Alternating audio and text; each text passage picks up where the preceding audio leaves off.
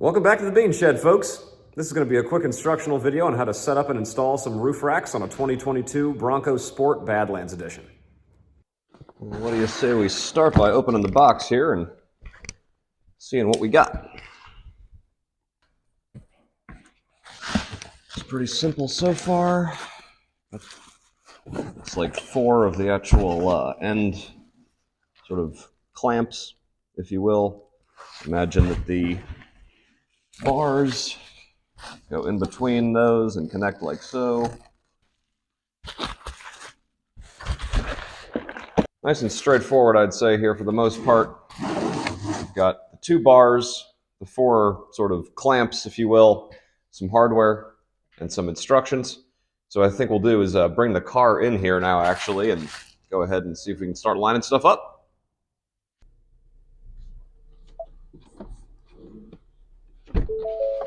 All right, I'm going to start by taking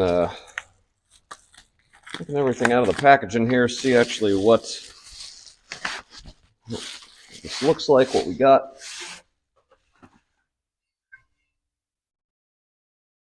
That's pretty nice. I mean, it's metal. Got one labeled here, front of vehicle. This is the rear, front of vehicle, front. Front, rear, pretty easy. Left, I assume, forward, left, forward. Right, forward, another right, forward. So these appear to be actually labeled pretty well here. Might make our life a bit easier. All right, so now if we look at the instructions here, step 1, install the base with the bar.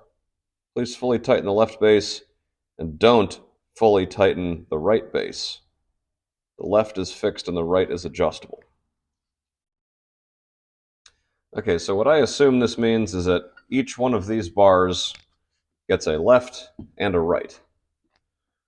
Leave that there. Left and right. We'll start with the front of the vehicle. And again, the instructions say, please fully tighten the left base and do not fully tighten the right. So this is the front of the vehicle here. We want this to be on the left side, facing forward. Again, this is the front of the vehicle. Front of vehicle, rear of vehicle.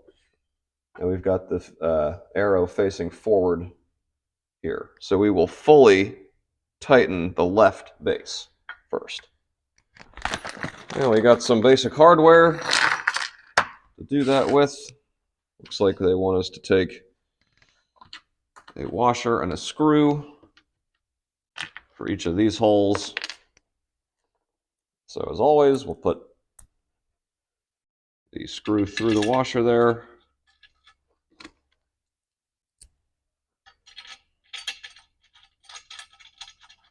And then again, per the instructions, we will fully tighten the left side. I believe that's fully tight. This is pretty cool, actually. These are little T-style hardware screws and the Allen wrench here. So maybe a nice touch, maybe it doesn't matter. I'm not sure. Now we'll go ahead and add the right side. But it says, don't fully tighten the right side, and that's because it's adjustable.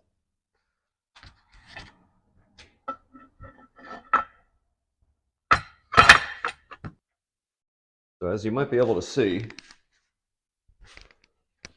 the plastic part of this section that holds these on, you can actually adjust that as needed to get the right size, I suppose.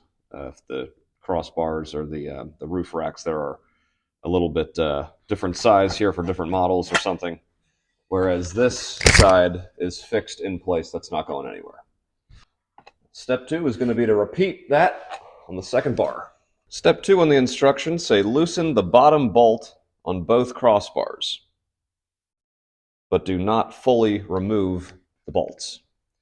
So these are already actually pretty loose. I think we'll leave it like that just to avoid anything falling out. Again, it's definitely not tight, so I loosen it a little bit, but I think that's fine. Now, step 3, place the bar on the car roof and tighten the bolt on the right base. Okay.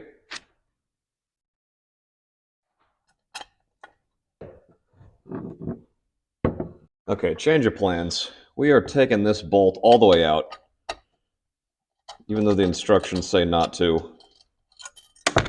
There's no way that this is going to fit on with that bolt in there. So what I'm hoping is that that will allow us, yes, to take this out.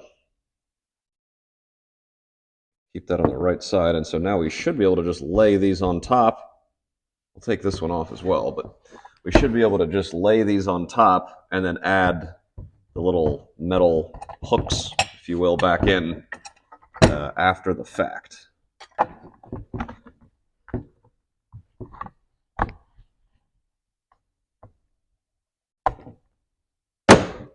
And we'll obviously just want to make sure we differentiate left and right. Okay, so this is the rear roof rack, but we got the front of the vehicle on this side. So we just want to essentially kind of sit it on top there like so, and that should fit. I believe you considered that on there. Check this other side. So now, are we going to be able to get that thing up underneath there, though? Maybe we have to put that in there just ever so slightly first. I think that's our answer. Okay, so underneath the actual mounted part on the car, it seems that there's a little, I can feel with my finger underneath here, there's like a little indent, and I can push on it. Here we are. Okay, so I can push on this thing. All right, so as of right now, we've got the little metal hook still out, and again, we got that out by taking out the bolt here on the top. Now underneath, you're not going to be able to see this, unfortunately, but underneath of the actual mounted part of the rail, right in the middle here on the back section, you can feel this little indentation in the plastic. And if you get your finger kind of up in there, that will go up. It'll move. So this little hook is definitely what goes in here. I can test that out. Oh yeah, that fits perfectly, and it's going to hold it down. So maybe what I'll do here, since we've already got that in, we'll be able, no, I have to do this first. So I'm going up from underneath with this thing, the hook. Now it's a little bit loose, as you can see, it's not all the way up in there yet. Have it loose, and we're going to take that underneath, put that in the little hole. There we go. So the hook, the metal hook on the bottom of this is in the hole on the actual rail. And now we just need to see if we can, while holding that steady, we go ahead and get the screw back in.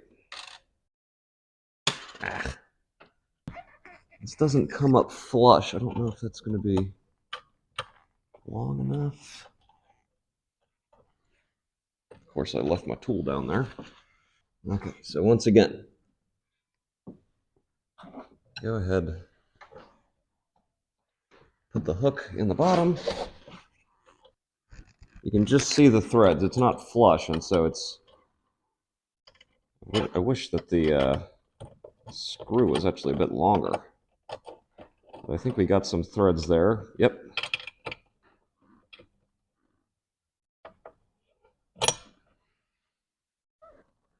The metal hook is still in the little crevice there on the bottom. What's nice actually about this design is that it automatically lines up exactly where you need to put these. There's no guesswork on where on the rail these need to go because you're just already lined up properly and it's good to go. I'm not going to tighten this down too much because we still need to put the other one on the other side. Let's go over there and see if we can make that happen. All right, I'm going to try and give you a bit of a bird's eye view here. So now we're on the left side, still the rear. Again, we have this screw out of this hole, which is not what the directions told us to do, but we're not going to be able to get this in otherwise. So again, you take this piece here, which came out of this part when we took this screw out, and this little hook is what goes underneath the actual rail. So this is the part here that my finger's on now is the part that's attached to the car. The rear of the car is here, and the front of the car is here. And so what we'll do is we'll lift this up a little bit if we can. We'll take the screw hole portion, putting that up through the rubber coated hole in the bottom here. And I'm not sure if you can see that in there, but the screw hole, the threads on the little metal piece are not flush with this hole here. There's a little bit of a gap, which is fine. So once you've got it lined up at least, you'll take your finger underneath the rail here, and again, feel for the little plastic indent. There's no way you're going to be able to see this, even if I try and show you. So just feel around for this little rectangular indent of plastic, and then you put the little metal hook up into that, and that should pretty much line you up with the screw holes. Again, it's not going to be a perfect line there. You're going to have to sort of wiggle it around, and it's not going to be super flush, but put that in there, try and grab a few threads. You'll need to keep holding the metal hook underneath here. Keep giving some pressure.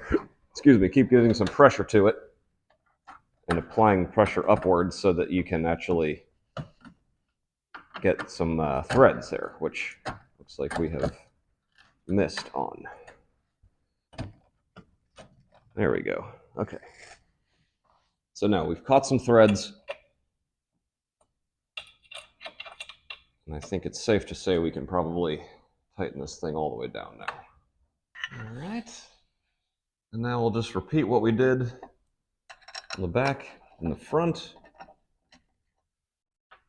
And take this screw all the way out.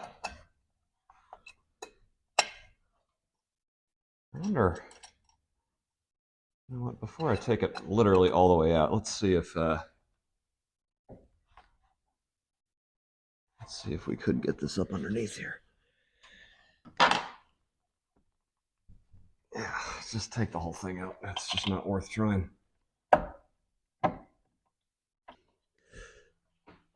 So we get that out. Make sure that this is lined up on the rail. Hook goes in to the indent on the bottom. And then we simply line up the holes, screw holes. Hopefully get lucky. Oh, okay. Ah, man.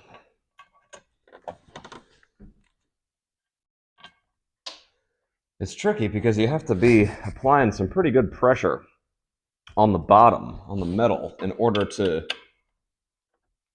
be able to reach the threads, right? Because if you don't push up on the bottom, the screw is not long enough. So you actually have to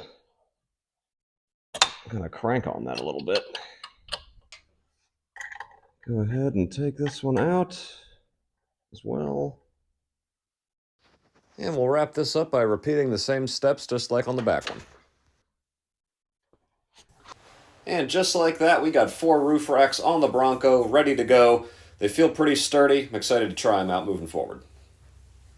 All right, folks, thanks for stopping by today. This is a pretty easy install, all things considered, even though the instructions made it a bit more difficult than it needed to be, but common sense prevails. So a couple of specs here. These are rated for 265 pounds. Don't go throwing 500 pounds on there. You should be fine. And they also say don't exceed 75 miles an hour, which I don't think should make too much of a difference. Those things are really ratcheted down on there well, and I fully intend on going over 75 miles an hour. So see what happens then. Thanks for stopping by. We appreciate your time.